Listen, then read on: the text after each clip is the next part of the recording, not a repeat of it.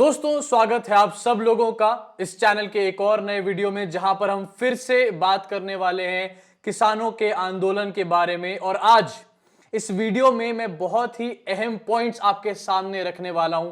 Bharatiya Janata party पूरी तरीके से एक्टिव हो चुकी है, ऑन ग्राउंड भी एक्टिव हो चुकी है, सोशल मीडिया पे भी एक्टिव हो चुकी है। और स्ट्रैटेजी जो प्लान है वो ये है कि किस तरीके से किसानों के इस आंदोलन को धराशाही कर दिया जाए, किस तरीके से किसानों के इस आंदोलन को ठंडा कर दिया जाए, किस तरीके से ऐसा माहौल बना दिया जाए कि किसानों के आंदोलन को कोई ना पूछे, कोई बड़ा हाइप ना मिले। मेरा इस वीडियो बनाने का सबसे बड़ा पर्पस ही है, इस वीडियो को बनाने का, कि किसान इस वीडियो को ज्यादा से ज्यादा देखें। अगर आप किसान नहीं है तो किसानों से शेयर करें ज्यादा से ज्यादा, जिससे कि उन लोगों को सरकार की, भारतीय जनता पार्टी की, मोदी सरकार की ये घटिया और घिनौनी स्ट्रैटेजी पता लग पाए। अब मैं बात करूंगा इस स्ट्रैटेजी के बारे में, लेकिन साथ ही बात करेंगे आज के करंट सिनेरियो के बारे में और मीडिया का क्या रोल रह गया है। आखिरकार मीडिया कहां जाके कहीं छुप चुकी है। जो रिस्पॉन्सिबिलिटीज होती है, हर प्रोफेशन होता है, हर प्रोफेशन की अलग रिस्पॉन्सिबिलिटीज होती हैं। डॉक्टर होता है, लॉयर होता है, उनकी अलग दायित्व होते हैं। उसी तरीके से जर्नलिस्ट होते हैं, उनके अलग दायित्व होते हैं। तो वो दायित्व आज की डेट में कहां है, उसके बारे में भी यहां पर बात करूंगा।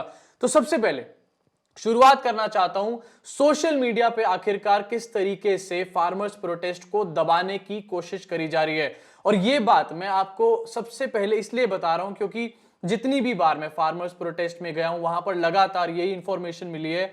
जब मैंने ये पूछा कि आखिरकार किस तरीके से अवेयरनेस क्रिएट करी जा रही है, किस तरीके से आप जान फूंक रहे हैं अपने प्रोटेस्ट में, तो सब लोगों ने यही बताया कि सोशल मीडिया के माध्यम से एक सोशल मीडिया बड़ी हेल्प बन के सामने आ रहा है। जो मेन स्ट्रीम मीडिया है उससे ये आंदोलन और बड़ा हो सकता था, लेकिन मेन स्ट्रीम मीडिया आ नहीं रही, कवर नहीं कर रही पिछले 2 महीने से। इसीलिए सोशल मीडिया का बड़ा सहारा लिया जा रहा है। और आज की डेट में सोशल मीडिया के सहारे से आंदोलन इतना बड़ा हो चुका है कि मीडिया की अब शायद जरूरत ही नहीं बची है वहां पे। लेकिन सोशल मीडिया पे भारतीय जनता पार्टी पूरी तरीके से एक्टिव है। अमित शाह, नरेंद्र मोदी जिनको अपने खिलाफ एक सवाल पूछना पसंद नहीं है। आज की डेट में हम रोज देखते हैं कि फार्मर्स प्रोटेस्ट में से रोज एक ऐसी वीडियो निकल कर आती है जहां पर मोदी को भिगो भिगो कर जूते मारने का, गालियां देने का, पानी पी पी कर काम किया जाता है। और यह चीज नरेंद्र मोदी को कतई भी गवारा नहीं है। इसलिए सोशल मीडिया पे एक स्ट्रैटेजी बन चुकी है और किसानों को रोकने की स्ट्रैटेजी बन चुकी है। स्ट्रैटेजी का मुख्य हिस्सा है कंगना रनौत और कपिल मिश्रा टाइप के लोग। कंगना रनौत के कल के कुछ ट्वीट्स आपको बताना चाहता हूं, सुनाना चाहता हूं। और ये ट्वीट्स सिर्फ एक नॉर्मल ट्वीट्स नहीं है। कंगना रनौत सिर्फ एक ओछापन, कंगना रनौत सिर्फ एक ड्रामा क्वीन नहीं बनी हुई है। सिर्फ यहां पे उनका एक एजेंडा है, इन ट्वीट्स को लेकर उनका एक मिशन है जिसपे वो पूरी तरीके से निकली पड़ी हैं। सोशल मीडिया पे जहां पर बीजेपी आईटी सेल पूरी तरीके से एक्टिव है, लेकिन फिर भी किसानों का जो बोलबाला था वो ज्यादा बढ़ चढ़ के बोल रहा था। वहीं कंगना रनौत कल निकल कर आती हैं और सीरीज ऑफ ट्वीट्स करती हैं, एक के बाद एक धड़ाधड़ ट्वीट्स करती हैं। हर ट्वीट में दिलजीत दोसांझ को सामने रखकर उनको अटैक करने का काम करती हैं। कंगना रनौत को यह चीज बखूबी समझ आ चुकी है कि वो सोशल मीडिया पे जैसे ही किसी के ऊपर अटैक करती हैं तो लोग सारी चीजें छोड़कर उनके ऊपर बात करने लग जाते हैं। लेकिन कल कुछ ऐसा नहीं हुआ। कल ये चीज पूरी तरीके से उनका मिशन जो है वो सक्सेसफुल नहीं हुआ। शायद इसमें भी मैं किसानों का बहुत बड़ा यहां पर योगदान बताना चाहता हूं। तो सबसे पहला ट्वीट कंगना रनौत करती हैं, आपकी स्क्रीन पर भी दिखाना चाहता हूं। तो कंगना रनौत ने एक ट्वीट को रिट्वीट करा जहां पर टाइम्स नाउ ने यह लिखा हुआ था कि breaking, left wing extremists have hijacked the farmers protest, intelligence sources. अब एकदम से इंटेलिजेंस कहां से बीच में आ गई, इसके बारे में भी बात करेंगे। लेकिन इसको रिट्वीट करके कंगना रनौत ये लिखती हैं कि लोल एंड दिस से I should apologize. Everyone who asked me to apologize must apologize to me just because you don't have foresight, depth. You can't call me names, run offensive trends and brand me BJP spokesperson. Say sorry. ये बात कहती है कंगना रनौत। दिलजीत दोसांझ को एक तरीके से target किया जाता है। उसके बाद कंगना रनौत फिर से थोड़ी देर में ट्वीट करती हैं और ये हैशटैग चलाना शुरू करती हैं, दिलजीत किथे आ। उसमें ये लिखती हैं कि again what I said was true, hypothetically speaking, if this matter was in court today, I would have been officially vindicated.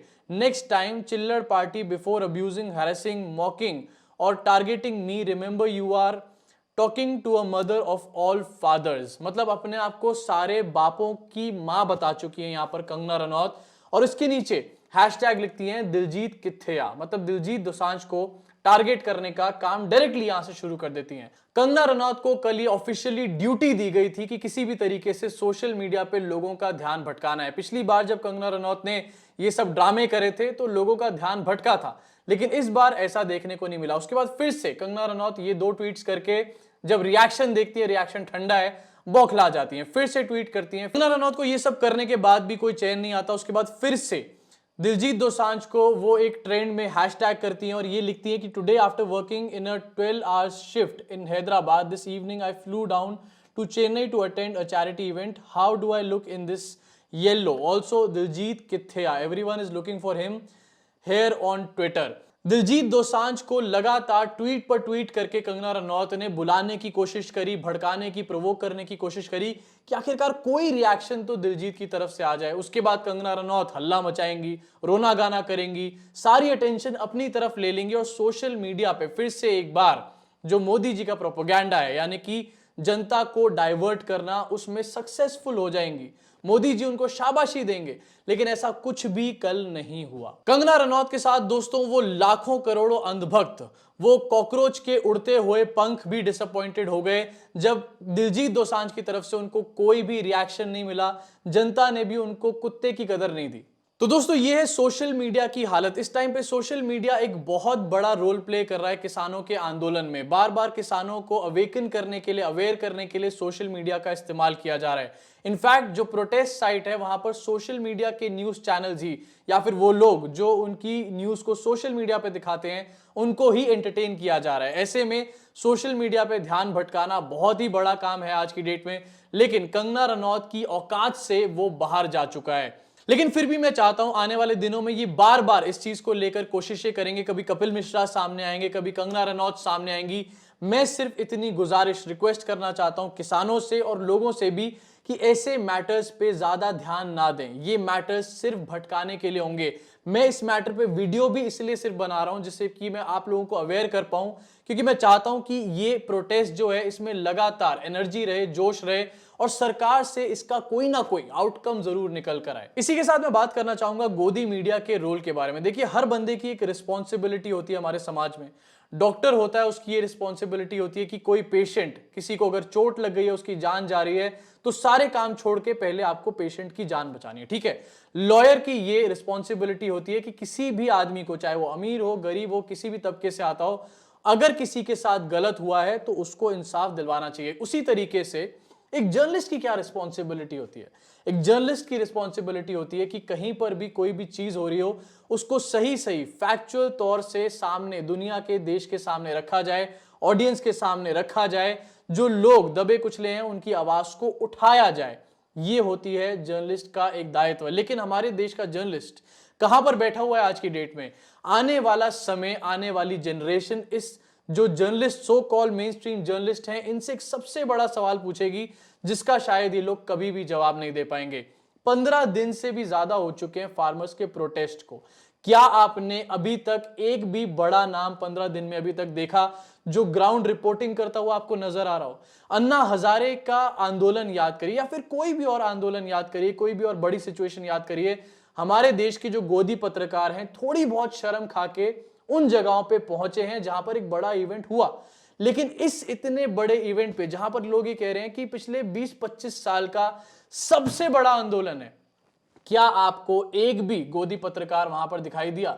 थोड़े दिन पहले जब शाहीन बाग का एक प्रोटेस्ट हुआ था, तो उसमें भी दीपक चौरसिया और सुधीर चौधरी पहुंच गए थे कंबाइंड शो करने के लिए। पहली बार 2 न्यूज चैनल्स, अलग अलग राइवल न्यूज चैनल्स साथ में हाथ मिला के एक शो कर रहे थे। डर डर के शाहीन बाग के अंदर घुस के शो बना के आए थे। एक हिम्मत कर ली वहां पर भी। लेकिन इस बार इस प्रोटेस्ट में अभी तक एक भी बड़ा नाम चीनी कोई भी पत्रकार नहीं पहुंचा है, जो कि अपने आप इन जो main stream, so called main stream पत्रकार हैं, उनके मुंह पे सबसे बड़ा धब्बा है। आने वाली जनरेशन ये पूछेंगी कि जब इतना बड़ा प्रोटेस्ट चल रहा था तो आखिरकार ये बड़े बड़े पत्रकार जो बड़ी बड़ी गाड़ियों में, बड़े बड़े स्टूडियोज में बैठते हैं, वो एक बार भी उस प्रोटेस्ट में क्यों नहीं दिखाई दिए। मैं चैलेंज करना चाहता हूं इस वीडियो के माध्यम से गोदी पत्रकारों को, जितने भी गोदी पत्रकार हैं, एक बार बेटा जाओ प्रोटेस्ट साइट पे और प्रोटेस्ट साइट पे जाके खालिस्तानी शब्द का इस्तेमाल करो। ऐसी सुताई होगी कि आने वाली पुश्तें याद रखेंगी। जहां पर एक तरफ प्रोपेगेंडा चलाया जा रहा है, जहां पर एक तरफ शिफ्टिंग का काम करा जा रहा है सोशल मीडिया पे कंगना रनौत जैसे लोगों के द्वारा, वहीं गोदी मीडिया पर भी लगातार लोगों को शिफ्ट करने का काम, लोगों को डाइवर्ट करने का काम।